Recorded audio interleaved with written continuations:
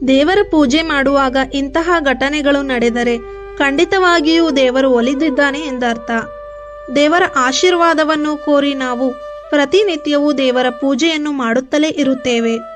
ದೇವರು ನಾವು ಪೂಜಿಸಿದ ತಕ್ಷಣ ಅವನ ಬಳಿ ಬೇಡಿಕೆಯನ್ನು ಇಟ್ಟಾಗ ಅವನು ತಕ್ಷಣವೇ ಅದನ್ನು ಈಡೇರಿಸುತ್ತಾನೆ.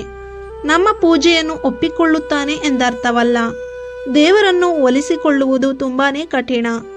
ಒಂದು ವೇಳೆ ದೇವರು ನಮಗೆ ಒಲಿದಿದ್ದರೆ ಅಥವಾ ದೇವರು ನಮಗೆ ಆತನ ಆಶೀರ್ವಾದವನ್ನು ನೀಡಲು ಬಯಸಿದರೆ ಕೆಲವೊಂದು ಸೂಚನೆಗಳನ್ನು ನಮಗೆ ನೀಡುತ್ತಾನೆ. ನಿಮಗೂ ದೇವರನ್ನು ಪೂಜಿಸುವಾಗ ಈ ಸೂಚನೆಗಳು ಸಿಕ್ಕರೆ ನಿಮ್ಮ ಜೀವನ ಪಾವನವಾಗುವುದು ಎಂದರ್ಥ.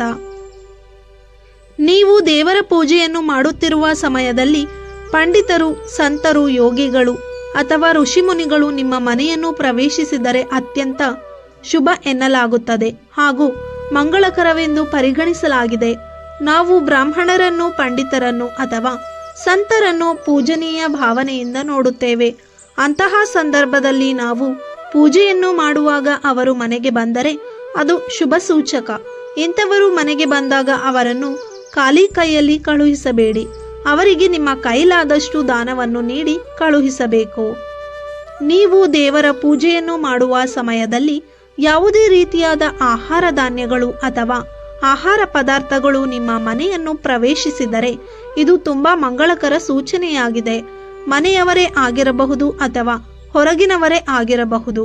ನೀವು ದೇವರ ಪೂಜೆಯನ್ನು ಮಾಡುವ ಸಮಯದಲ್ಲಿ ಧಾನ್ಯಗಳನ್ನು ಅಥವಾ ಆಹಾರವನ್ನು ಹಿಡಿದುಕೊಂಡು ನಿಮ್ಮ ಮನೆಯನ್ನು ಪ್ರವೇಶಿಸಿದರೆ ಸಾಕ್ಷಾತ್ ಅನ್ನಪೂರ್ಣೇಶ್ವರಿ ನಿಮಗೆ ಒಲಿದಿದ್ದಾಳೆ ಎಂದರ್ಥ. ಇದರಿಂದ ಭವಿಷ್ಯದಲ್ಲಿ ನಿಮ್ಮ ಮನೆಯು ಧನ ಧಾನ್ಯದಿಂದ ತುಂಬಿರುತ್ತದೆ. ಪೂಜೆಯಲ್ಲಿ ದೇವರ ದೀಪಕ್ಕೆ ಹೆಚ್ಚಿನ ಮಹತ್ವವಿದೆ.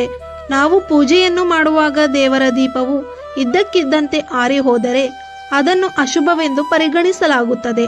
ಹಾಗೆ ದೇವರ ದೀಪ ಶಾಂತವಾಗಿ ಉರಿಯುತ್ತಿದ್ದರೆ, ದೀಪದ ಅಗ್ನಿಯು ಹೂವಿನ ಆಕಾರದಲ್ಲಿ ಕಾಣಿಸಿದರೆ ಅದು ನಮಗೆ ದೇವರು ನೀಡುತ್ತಿರುವ ಶುಭ ಸೂಚನೆಯಾಗಿದೆ.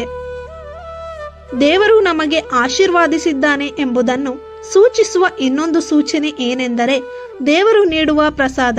ಹೌದು, ದೇವರಿಗೆ ನಾವು ಪೂಜೆಯ ಸಮಯದಲ್ಲಿ ವಿವಿಧ ವಸ್ತುಗಳನ್ನು ಅರ್ಪಿಸುತ್ತೇವೆ.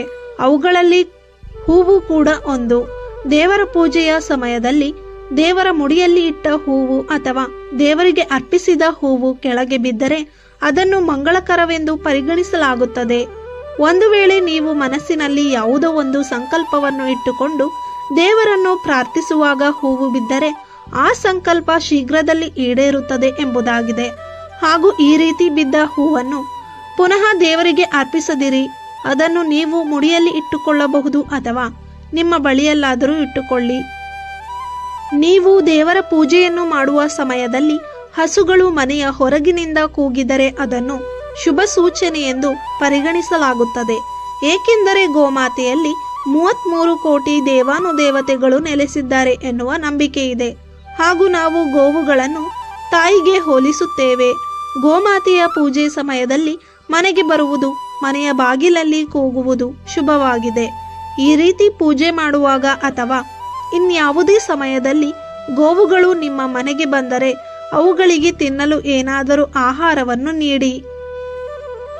ಹೀಗೆ ದೇವರ ಪೂಜೆಯ ವೇಳೆ ಈ ಮೇಲಿನ ಎಲ್ಲಾ ಘಟನೆಗಳು ನಡೆದರೆ ಶುಭ ಎಂದು ಪರಿಗಣಿಸಲಾಗಿದೆ. ಸ್ನೇಹಿತರೆ, ಈ ಮಾಹಿತಿ ನಿಮಗೆ ಇಷ್ಟವಾಗಿದ್ದರೆ ತಪ್ಪದೆ ನಮ್ಮ ಚಾನೆಲ್ ಅನ್ನು ಸಬ್ಸ್ಕ್ರೈಬ್ ಮಾಡಿ, ಈ ವಿಡಿಯೋವನ್ನು ಲೈಕ್ ಮಾಡಿ. ಮತ್ತೆ ಭೇಟಿಯಾಗೋಣ. ಧನ್ಯವಾದಗಳು.